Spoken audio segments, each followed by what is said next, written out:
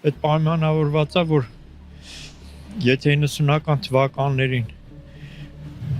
ամիսը 1 էր տեղի ունենում, հիմա հաճախակի է դարձել,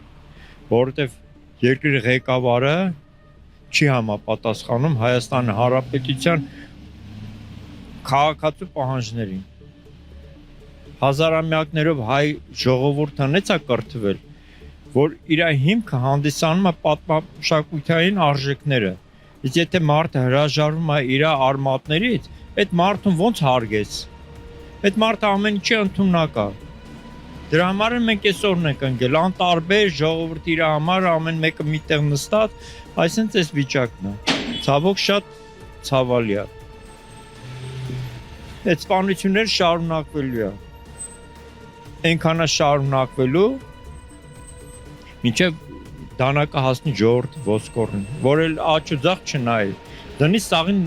նանաները լացացնի, այս է մեր վիճակը։